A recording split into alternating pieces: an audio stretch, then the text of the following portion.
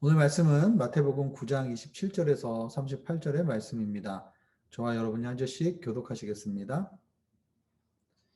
예수께서 그곳을 떠나 길을 가시는데 눈먼 두 사람이 예수를 따라오면서 소리 질렀습니다. 다윗의 자손이여 우리에게 자비를 베풀어 주소서. 예수께서 어떤 집으로 들어가시사 눈먼 사람들도 따라 들어갔습니다. 예수께서 그들에게 물으셨습니다. 내가 너희를 보게 할 수 있다고 믿느냐? 그들이 예수께 대답했습니다. 그렇습니다, 주님. 그러자 예수님께서는 그들의 눈을 만지시며 말씀하셨습니다. 너희의 믿음대로 되라. 그러자 그들의 눈이 열렸습니다. 예수께서는 엄히 당부하셨습니다. 아무도 이 일을 아무도 모르게 하라. 그러나 그들은 나가서 예수께 대한 소문을 그 지역 온 사방에 퍼뜨렸습니다. 그들이 떠나간 뒤 사람들이 귀신 들려 말 못하는 사람을 예수께 데려왔습니다. 그리고 예수께서 귀신을 쫓아내시자 말 못하는 사람이 말을 하게 됐습니다. 사람들은 놀라서 말했습니다. 이스라엘에서 이와 같은 일을 본 적이 없다. 그러나 바리새파 사람들이 말했습니다. 저가 귀신의 왕을 통해 귀신을 쫓아낸다. 예수께서 모든 도시와 마을을 두루 다니시며 회당에서 가르치시고 하늘나라 복음을 전파하시며 모든 질병과 아픔을 고쳐 주셨습니다. 예수께서 무리를 보시고 그들을 불쌍히 여기셨습니다. 그들이 목자 없는 양처럼 시달리고 방황하고 있었기 때문입니다. 그때 예수께서 제자들에게 말씀하셨습니다. 추수할 것은 많은데 일꾼이 적구나. 함께 읽겠습니다. 시작. 그러므로 추수할 주인에게 추수할 들판으로 일꾼을 보내달라고 요청하라. 아멘. 사람을 만나고 또 대화하고 함께 계획도 하고 어떤 일을 도모할 때 그 사람의 마음을 우리가 이해하고 헤아리고 또 그 사람의 숨은 마음의 동기를 이해할 수 있다면 얼마나 좋을까요? 만약 우리가 그렇게 할 수만 있다면은 그 사람을 위해서 한번 내가 나의 속도를 늦추고 그 사람을 기다려줄 수도 있는 마음의 여유도 생길 거고 때로는 내가 쉬고 싶고 내려놓고 싶고 그렇지만 내가 그 사람의 마음을 이해하면 오리를 가자면 십리를 더 가줄 수 있지 않을까라는 생각도 듭니다. 지금 저희는 마태복음 9장 말씀을 묵상하고 있는데요. 계속 연속적으로 예수님의 병고침, 귀신을 쫓아내심, 이러한 예수님의 사역이 계속 연이어서 지금 우리가 나오는 것을 볼 수가 있습니다. 그런데 감사한 것은 중간중간에 예수님께서 이러한 사역 가운데 예수님의 마음을 우리에게 슬쩍슬쩍 보여주시는 것 같아서 감사함을 느낍니다. 그냥 그분이 일하시는 것만 우리가 봤으면 그분이 정말 어떤 마음으로 어떻게 움직이시는지를 모를 텐데 가끔 그 주님의 그 마음을 알려주시고 그분이 진짜 어떤 분이신지를 그분이 어떤 마음으로 사람들을 지금 대하고 있는지를 슬쩍슬쩍 이렇게 보여주시는 것 같아서 저는 좋은 것 같아요.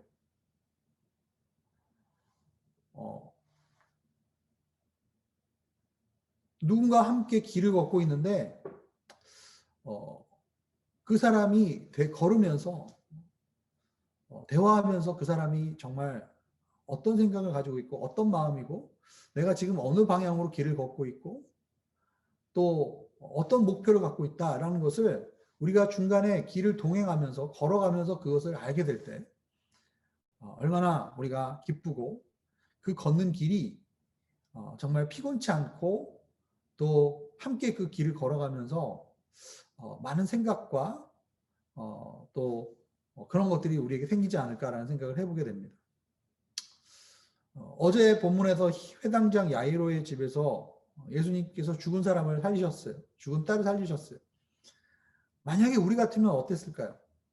만약에 우리 교회 어떤 가정에 자녀가 너무 몸이 아팠는데 어떤 사람이 목회자나 아니면 뭐 권사님이나 뭐 장로님 같은 분이 교회에 가서 신방을 했어요. 순장님이 신방을 했는데 뜨겁게 옆에서 기도해 줬습니다. 그랬더니 아이가 막 며칠 동안 막 앓다가 갑자기 몸이 회복이 됐어요. 여러분, 그러면 우리는 어떻게 할까요? 그냥 그 사람을 보낼 수 있을까요? 아니죠. 뭐 밥을 사준다든지, 고맙다는 표현을 한다든지, 차라도 마시고 하라든지, 만약에 정말 죽은 자녀가 살아났다면 여러분 어떻게 하시겠어요? 며칠을 묵고 집에 가시라고, 정말 저희 집에서 할 수 있는 최선의 정성을 기울여서 그분을 대접하고 그분께 감사를 표현하고 정성을 다해서 뭔가를 그분을 위해서 해주고 싶지 않았을까요? 그런데 오늘 본문 27절에 보면은 회당장 야이로의 집에서 물론 그 이후에 뭐 그런 일들이 있을 수는 있겠지만 그러나 예수님이 너무도 담담하게 그 다음 길을 계속 걸어가시는 모습이 나옵니다. 왜 예수님은 그냥 이 길을 담담히 걸어가셨을까? 그리고 나서 눈먼 두 사람이 예수님을 따라오면서 소리를 지릅니다. 참 이것도 이상한 말이 아닐까 생각이 돼요. 왜냐하면 눈먼 사람이 어떻게 예수님을 알고 따라오지? 라는 생각을 해봤습니다. 분명히 주변에 사람들의 도움을 받았지 않았을까? 그리고 분명히 주변 사람들을 통해서 예수님이라는 분의 소문을 들었고 또 그분을 알고 있었고 그리고 어떻게 보면 그분이 자기 마을로 자기가 사는 곳으로 지나가기를 바라지 않았을까라는 생각을 해봅니다. 어쨌든 누군가의 도움으로 예수님이 지나간다는 사실을 이 눈먼 두 사람이 알았고 그리고 분명히 누군가의 도움으로 예수님께로 인도함을 받았을 거예요. 그때 그들이 27절에 보면 뭐라고 예수님께 요청했습니까? 다윗의 자손 예수여. 아직 복음서 우리는 예수님 사역의 초반부를 묵상하고 있는데 이들이 심상치 않아요. 이들이 예수님을 부르는 이 표현이. 왜냐하면 육의 눈은 닫혀 있지만 영의 눈은 열린 자들이 아닌가라는 생각을 해봅니다. 다윗의 자손이라는 것은 그냥 단순히 나사렛 요셉의 아들이다. 왜냐하면 요셉이 이제 족보에 보면 다윗 왕의 혈통을 타고 있는 거니까. 근데 정말 이 맹인들이 이 소경들이 예수님의 이 족보까지도 육신의 아버지의 족보까지도 알고 있었을까요? 이 다윗의 자손이란 말은 사무엘상 7장에 나오는 다윗과의 언약, 즉 다윗의 자손이란 말은 결국은 그 하나님 나라의 통치를 영원한 하나님의 보좌에서의 다스림을 결국 다윗의 자손을 통해서 이루어 줄 것이라는 그 하나님의 나라의 약속을 그들이 지금 기억하고 있는 거예요. 한마디로 얘기하면 메시아라는 뜻입니다. 메시아, 다윗의 자손이요. 그리고 자비를 베풀어 달라는 말. 이 말도 그냥 저희들을 불쌍히 여겨주십시오. 친절을 베풀어 주십시오. 이런 표현으로 물론 이해할 수도 있지만은 왕이 신하에게 혹은 일반 백성이 왕에게 왕이시여 나에게 자비를 베풀어 주소서. 이렇게 요청할 때 하는 말이 아닐까라는 생각을 해봅니다. 이 눈먼 두 사람이 예수님을 바라보는 시각이 범상치 않았다는 것을 알 수 있어요. 28절에 보면 예수님께서 어떤 집으로 들어가십니다. 분명히 예수님 주변에는 제자들이 따라다니고 있었을 것이고 많은 사람들이 고쳐달라고 치료해달라고 막 따라다니는 그런 상황이었을 거예요. 예수님은 길을 멈추십니다. 그리고 따라오고 있던 무리를 물리치시고 그리고 집으로 들어가십니다. 근데 눈먼 사람들이 따라 들어왔다라는 말이 있어요. 어떻게 눈먼 사람들이 예수님이 집에 들어간 걸 알고 예수님이 그 사람의 집으로 부르신다는 걸 알았을까요? 분명히 예수님의 이 움직임은 저는 의도적이었다고 생각합니다. 예수님께서 그들을 위하여 기다려주시고 문을 열어주셔서 들어오라고 하시고 또한 그들이 그 문을 더듬 해서 찾아 들어올 수 있도록 사람들의 인도함을 받을 수 있도록 배려해 주시지 않았다면 절대로 이 눈먼 두 사람이 예수님이 들어가시는 집에 따라 들어올 수가 없었습니다. 여러분 우리가 인생을 살아가면서 우리도 이런 경험을 할 때가 있는 것 같아요. 우리는 지금까지 우리가 이렇게 여기까지 왔는데 우리는 자기 스스로의 힘으로 혹은 혼자 외롭게 이 길을 걸어왔다고 생각하시는 분들이 있을 수 있습니다. 그러나 때로는 우리의 인생 여정에서 주님이 조용히 우리를 기다려 주시고 조용히 예수 그리스도를 만날 수 있도록 우리를 인도해 주시기 때문에 우리가 예수님의 품으로 돌아올 수 있는 그러한 기다림이 예수님의 보이지 않는 인도하심이 우리 가운데 있었다라고 저는 느껴집니다. 그 집에 가서 저는 그 집에 아마 앉으셨을 거예요. 그리고 아마 그 집에 들어가면 발을 그죠? 물에다가 씻고 그리고 좀 앉을 곳을 마련해서 아마 그 눈먼 자 두 사람과 주님이 앉으셨을 거예요. 뭐 차를 마셨을 수도 있고 아니면 물을 좀 마실 수도 있고 좀 이 고된 여정 가운데 쉬면서 마음을 진정시키셨을 겁니다. 그리고 나서 28절에 보면 예수님께서 물어보십니다. 내가 너희를 보게 할 수 있다고 믿느냐? 그랬더니 그렇습니다 주님 이렇게 대답합니다. 그러자 29절에 보면은 예수께서 그들의 눈을 만지시면서 믿음대로 될지어다 이렇게 말씀하십니다. 분명히 28절과 29절에 예수님과 이 눈먼 자들의 대화에서 보면 주님은 분명히 그냥 고쳐주실 수 있음에도 불구하고 그들의 믿음의 고백을 이끌어내십니다. 내가 너희를 보게 할 수 있다라고 믿느냐. 분명히 예수님의 인도함을 따라왔어요. 보이지 않는 주님의 기다림 가운데 우리는 주님께로 나아올 수 있었습니다. 그러나 때로는 주님 앞에 인생의 어려운 순간 속에 주님이 정말 우리에게 물으시는 경우가 있어요. 내가 할 수 있다라고 믿느냐? 그때 주님 그렇습니다. 오직 주님만이 이것을 하실 수 있는 분이십니다. 라고 우리가 고백합니다. 여러분 그 눈먼 자들 두 사람의 입장에서는 분명히 이 고백은 믿음의 고백이었고 주님의 질문으로 인해서 믿음을 일으키는 그러한 질문이었을 것이고 분명히 믿음대로 될 것이다라고 말씀해 주셨기 때문에 정말 우리의 삶에서 믿음이 중요하다는 것을 다시 한번 일깨워주는 예수님의 말을 그들이 들었습니다. 그러나 그들 소경들의 입장에서 생각해 보면 그렇게 고백하는 그 순간 예수님이 어떻게 하셨다고 했어요? 눈을 만져주셨다고 했어요. 눈을 그냥 말씀으로만 치유하실 수도 있었는데 손으로 그들의 눈을 터치하셨습니다. 여러분 믿음이란 무엇입니까? 삶 속에서 나의 생각과 나의 판단과 나의 감정을 내려놓고 예수님께서 진정 나의 삶 가운데 하실 수 있다라는 그 믿음이 생기는 순간 믿음의 고백을 하는 순간 예수님의 터치가 느껴지는 거예요. 믿음으로 예수님의 터치를 우리가 경험하는 순간 묶였던 것이 풀리고 보이지 않던 것들이 보이기 시작하고 막혔던 것이 뚫리는 그러한 역사가 일어나게 되는 줄로 믿습니다. 오늘 본문 30절 31절에 보면 아무도 그것을 알지 못하게 하라고 하셨어요. 왜 그러셨을까요? 예수님의 지금 공생의 사역에서 아직도 초반 지금 갈릴리 사역이죠. 예수님이 움직이실 때 보면 분명히 자신이 걸어가는 길이 어느 지금 위치에 와 있고 어떠한 시기이며 앞으로 어떤 길을 걸어갈지에 대해서 너무 치밀하게 하나 가고 계시다라는 느낌이 듭니다. 그래서 사람들의 인정에 거기에 머무르지 않고 계속 그 길을 쉬지 않고 걸어가고 계세요. 아직 바리새인들과 서기관들과의 그 갈등도 초기 단계라고 볼 수 있어요.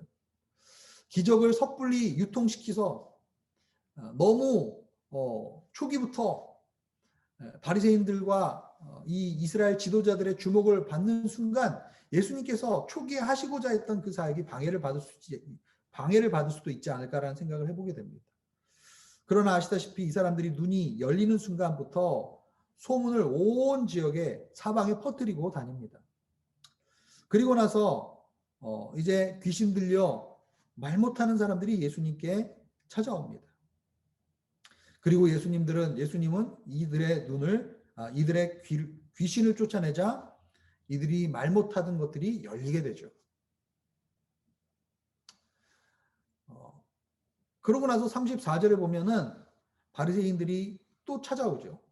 그가 귀신의 왕을 통해서 귀신을 쫓아낸다라고 예수님을 지금 비난하고 말도 안 되는 것을 가지고 고소하는 모습을 봅니다.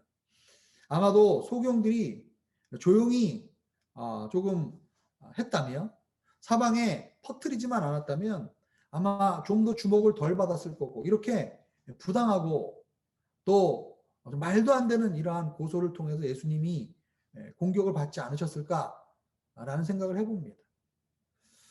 그러나 저는 35절 말씀에 보면 예수님께서는 그러한 사람들의 고소나 부당한 대우나 어떤 공격에도 굴하지 않으시고 또 예수님은 길을 움직이십니다.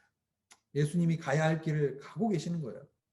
35절에 보면 예수께서 모든 도시와 마을을 두루 다니시며 회당에서 가르치시고 하늘나라 복음을 전파하시고 모든 질병과 아픔을 고쳐주셨다라는 그러한 말씀이 나오고 계십니다. 예수님은 주님의 길을 부르심에 따라서 충실하게 그 길을 계속 걸어가고 계세요. 사람들이 인정을 하고 칭찬을 해도 또 그 길을 걸어가시고, 또 사람들이 공격하고 비난한다 하더라도 거기에 상관없이 계속 마을을 옮기시며 두루 다니시며 계속 회당에서 가르치시고 하늘나라 복음을 선포하시고 사람들의 질병과 아픔을 치유해 주시는 예수님의 그 여정을 우리가 함께 따라가고 있습니다. 그런데 주님이 갑자기 저는 이 본문을 보면서 내가 왜 이렇게 사람들의 반응에 상관없이 이 길을 걸어가고 있는 줄 아느냐라고 물으시는 것 같아요. 36절에 분명히 예수님께서 힌트를 주시죠. 예수님께서 무리를 보시고 그들을 불쌍히 여기셨습니다. 그들이 목자 없는 양처럼 시달리고 방황하고 있었던 그들의 모습을 보셨던 거예요. 영어로 보면은 He had compassion, 긍휼. 정말 우리를 불쌍히 여기고 긍휼히 여기시는 그 주님의 마음을 우리에게 고백해 주십니다. 내가 주변에 어떠한 반응에도 상관없이 오늘도 나는 그 길을 걸어가는 이유를 아느냐? 나는 지금 목자 없이 유리 방황하는 자들을 위하여 그들을 불쌍히 여기기 때문에 한 곳에 머물러 있을 수가 없다. 사람의 비판이나 공격에도 굴하지 않고 거기에 개의치 않고 주님의 부르심의 길로 계속 하루하루 충실하게 그 길을 걸어가시면서 주님께서 보여주시는 그 영혼들을 향해서 최선을 다해서 지금 그들을 치료하시고 가르치시고 복음을 선포하시는 그 주님의 그 마음을 우리가 느낄 수 있지 않을까라는 생각을 해봅니다. 마지막으로 37절과 38절에 보면은 주님은 추수할 것은 많은데 일꾼이 적구나. 그러므로 추수할 주인에게 추수할 들판으로 일꾼을 보내달라고 요청해라 라고 제자들에게 말씀하십니다. 그리고 나서 마태복음 10장에 보면 예수님께서 제자들을 이제 처음으로 전도 여행을 보내시는 장면이 마태복음에 나오게 됩니다. 우리의 시각, 우리는 1차원적으로 앞에 보이는, 눈에 보이는 필요만을 쫓아서 움직인다면 예수님은 믿음의 시각으로 그리고 영혼을 향한 긍휼의 마음으로 이미 우리가 보고 있는 것을 뛰어넘어서 이곳이 지금 영적 추수의 현장인데 정말 주님께로 돌아올 영혼들이 너무도 많은데 혼자서 지금 하고 계시다가 이제 예수님은 우리는 지금 느끼지 못하지만 다음 단계를 지금 준비하고 계세요. 자신의 권세와 자신의 능력을 이제 받아서 예수님은 그 복음 사역의 권한을 제자들에게 위임하시고 제자들로 하여금 그 예수님께서 하시고 계시는 이 땅 가운데서 두루 다니시며 가르치시고 전파하시고 치유하시는 그 사역을 제자들에게 또한 할 수 있도록 그 다음 단계를 벌써 주님은 예비하고 준비하고 계십니다. 우리 하루하루의 삶 속에서 우리는 우리 삶 속에서 나타나는 여러 가지 삶의 모습들을 보면서 일희일비하는 우리의 모습을 봅니다. 그러나 예수님은 부르심과 사명에 이끌려서 계속 주님이 걸어가야 할 길을 묵묵히 걸어가시고 그리고 영적인 그러한 관점에서 나의 앞에 있는 그런 것만을 보지 않고 앞으로 일어나야 될 하나님 나라 일을 바라보시면서 제자들을 일으키시기 위해서 주소할 곳은 많으나 일꾼이 부족하구나. 이제 그 일꾼을 세우고 일꾼을 초청하시고 그 일꾼의 그 추수의 주인에게 일꾼들을 보내달라는 기도를 하게 하심으로 나중에 제자들이 이제 그 추수의 일꾼으로 동참하게 하시는 그 과정 가운데 예수님은 묵묵히 자신의 길을 걸어가고 오늘도 우리와 함께 동행하며 주님은 우리의 눈으로 우리가 지금 느끼진 못하지만 우리를 지금도 인도하고 계시고 우리와 함께 동행하고 계시고 주님께서 그 나라를 주님의 나라를 이 땅 가운데 이루어 가시는 그 일 가운데 우리를 초청하고 부르고 계시다라고 믿습니다. 이 시간에 우리가 함께 기도 제목 보면서 함께 기도하며 나가도록 하겠습니다. 오늘도 믿음의 고백을 통해서 예수님의 터치가 나의 삶에 임하게 하소서. 나를 위해서 기다리시고 조용히 인도해 주시는 예수님의 인도하심에 조용히 반응하는 하루가 되게 하소서. 세 번째 기도 제목은 영혼을 향한 사랑의 마음을 품게 하시고 영적인 눈을 떠서 순종의 길로 나아가게 하소서. 세 가지 기도 제목 보고 함께 이 시간에 우리가 함께 합심하여 함께 기도하며 나가겠습니다.